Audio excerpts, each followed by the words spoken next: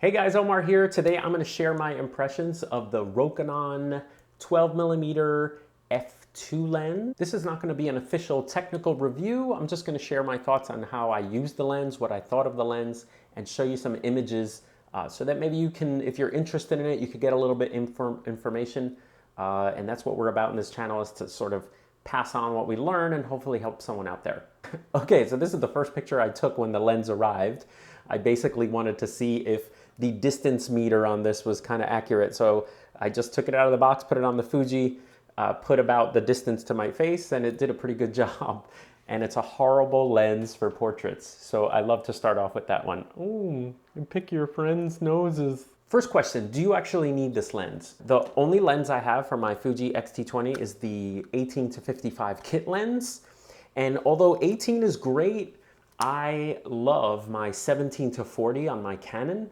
I love shooting wide. I like getting very close to my subjects and showing you the background environment.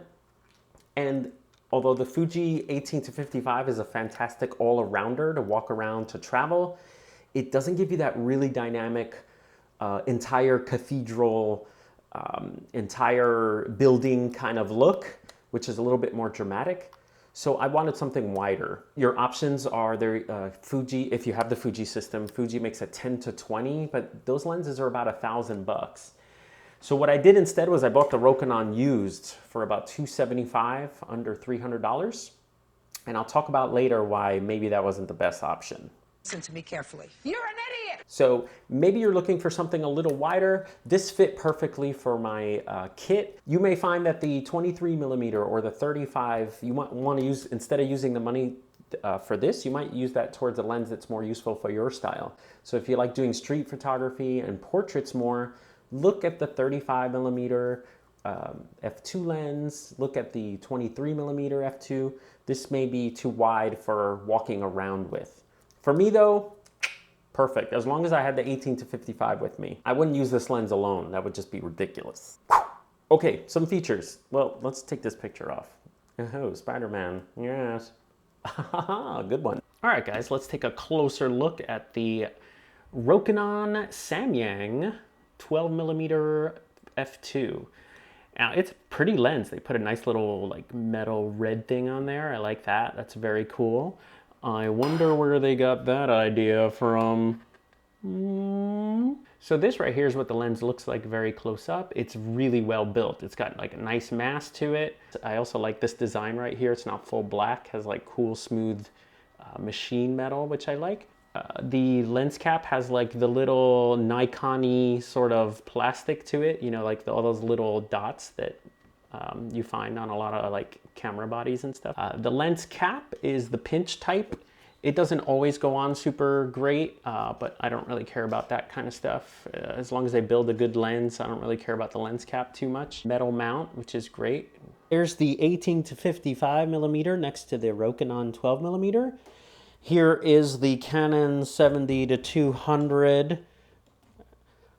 And here's a tomato. Very nice, very well built. It's got good mass to it, good size to it. As you'd expect, the plasticiness of the accessories they're fine. It's nothing luxurious. There's no like little felt inside the lens hood, which is all right. You're, cutting costs somewhere. I don't mind that they cut costs there because the images that come out of this lens were fantastic. Ooh, was that a spoiler? And then the focus ring is really nice, very big actually. It goes all the way around just like that. So you actually, even with two fingers, can completely feel, and it's nice and stiff. The lens actually comes with a aperture ring that has half stops. So it'll go f2, a little click in the middle, and then 2.8. All right, so let's look at some pictures. First of all, I told you it's not great for portraits. Look at that egghead right there. Next, I took a picture of Spidey really quickly. And then I saw the magic. So it was fine to get close like this. I actually put the lens on f2 just to see what it looked like wide open. I took a normal picture like this, and the first thing I noticed when I took this picture is there wasn't a lot of like barrel kind of distortion on the sides, which I thought was really cool. But then the next picture, I put it on f2 and just focused right here on Spidey's face and had his little webby thing. By the way, some people ask me where these statues are from.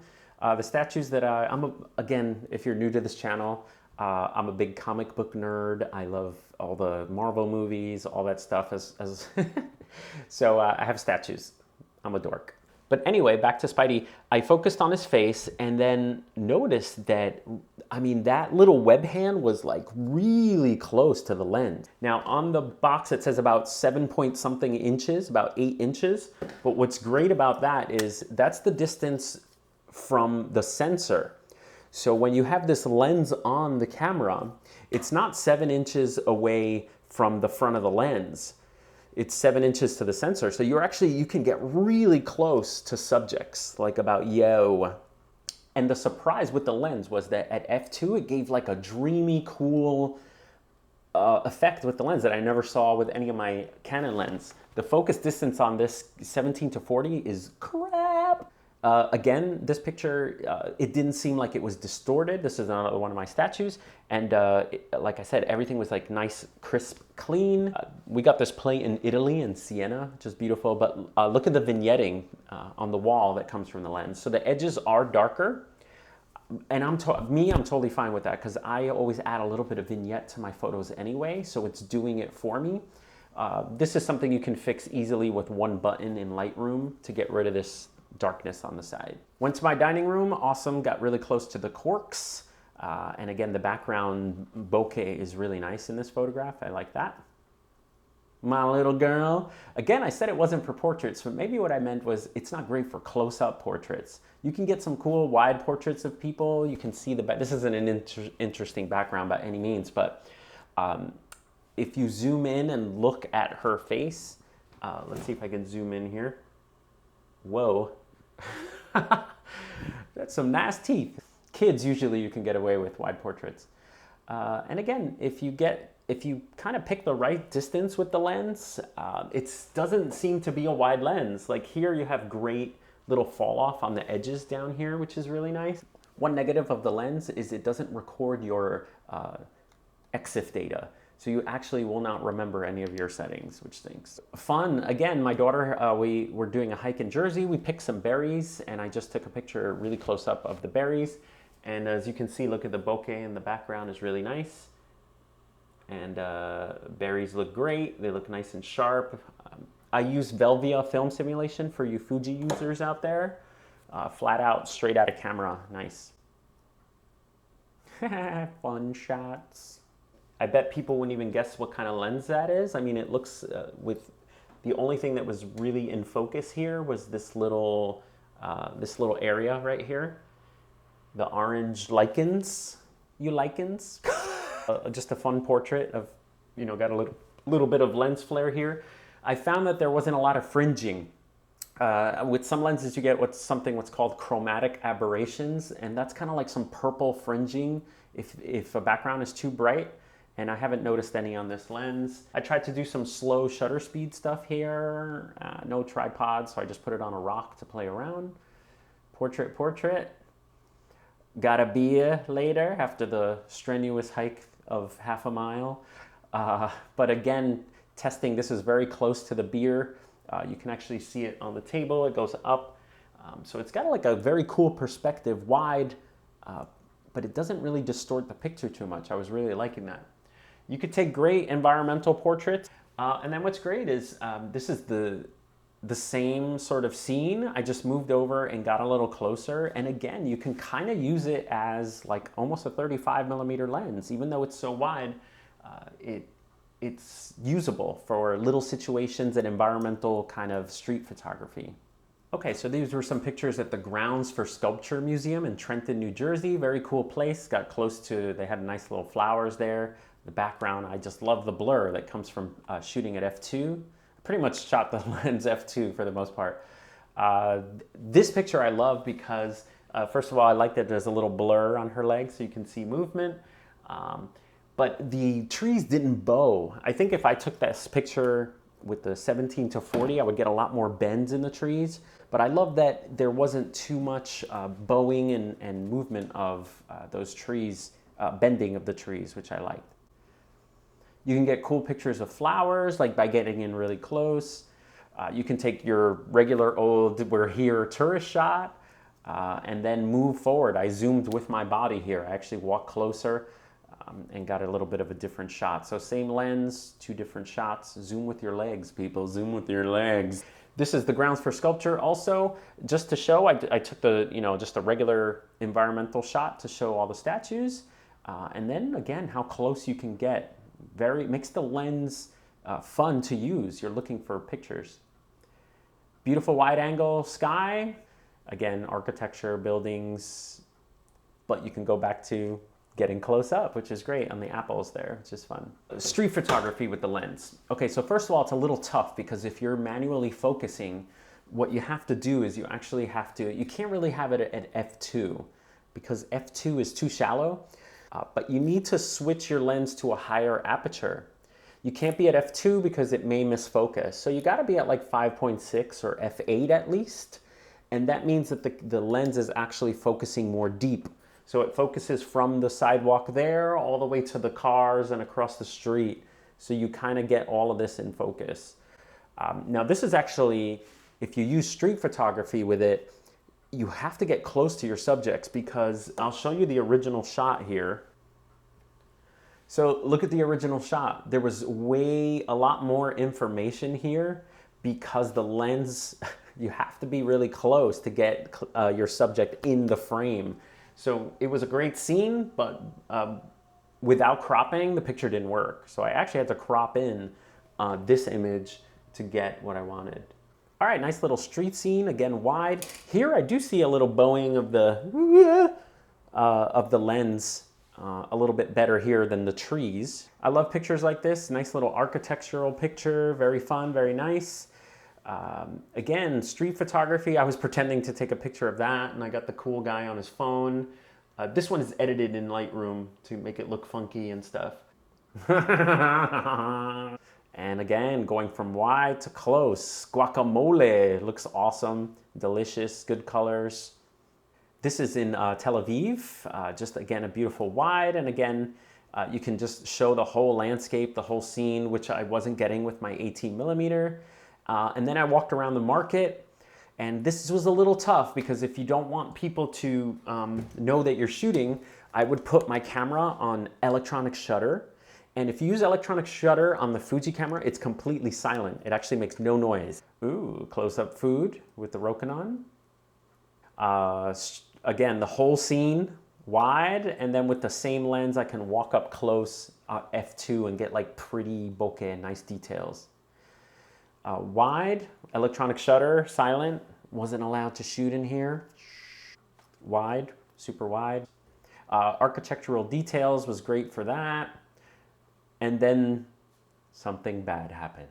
So right here, at this moment, this is in Jerusalem by the Western Wall, I actually dropped the Rokinon 12mm f2. Listen to me carefully. You're an idiot! And it slipped out of my hand and hit the ground super hard. At first I didn't want to put it back on the camera. I just put the 18 on there. I'm like, it's fine. The glass is totally fine on it. So I thought it was okay. When I tried to mount it on my camera, it was completely bent. That was the end of the Rokinon 12mm f2. Came back home, tried to do some MacGyver kind of fixing and bending so that hopefully I could get it back. But I didn't want to chance too much trying to put a $274 lens back on my $899 body and mess up the body on the Fuji X-T20. All right, so here's the bad news for me. Since I bought the lens used, it's out of warranty. If it was under warranty, it would be covered.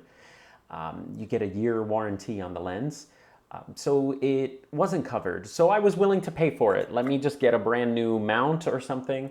So I contacted a company in New York that seems to be like the distributor for these lenses. And they told me that it would cost more. It's about $150 an hour to actually fix the lens than it is to buy a new lens. I could get it fixed, but it would probably cost me $300 more than I paid for the lens. So that begs the question, do I buy the Rokinon 12mm f2 again? I don't know. What do you guys think? What was that? Let's see what's in here. What? Another Rokinon 12mm f2? Okay, so I bought it again. But this time I purchased it through Amazon. It's got a year warranty on it. I'm gonna register it. And I also, for 35 bucks, paid for a 3-year spills, I think it was spills and accident proof insurance on Amazon. So for 3 years, if I drop it again, it'll be fully replaced, or I'll get a gift card for what I paid for it. So now I feel a little better about owning it, and do I regret buying it used? A little bit. Let's see what it looks like. Let's do an unboxing right here, y'all. What's up? This is how it comes in there in case you have to sell it again. A little foam on top. You get the little lensy lens. Ooh, nice. Whoops. Okay, so you get a little baggie in there. This I didn't get when I bought the used one. Nice little, it kind of looks like an oven mitt. And let's see how the new one looks. This lens cap on the bottom I found falls off a lot. Oh my God, straight mount. When you mount it, there's a little dot on the red there. Just line it up with your red dot on your camera. Click-a-rooney. Nice, there it is. And we're actually headed to Yosemite National Park, which is the reason I picked it up again. All right, anyway, I hope this helped you guys decide whether you're gonna get it or not. I actually bought it twice, so that tells you my seal of approval. I had so much fun with the lens that I got it again. Regrets for buying it used, but I hope that helps some of you out there, sort of if you're thinking about this lens for your system, if it fits your needs. I highly recommend for fun factor, for price, for build quality, to have a wide angle lens in your bag. It's super fun, okay? All right, guys, I'll see you next time. Later.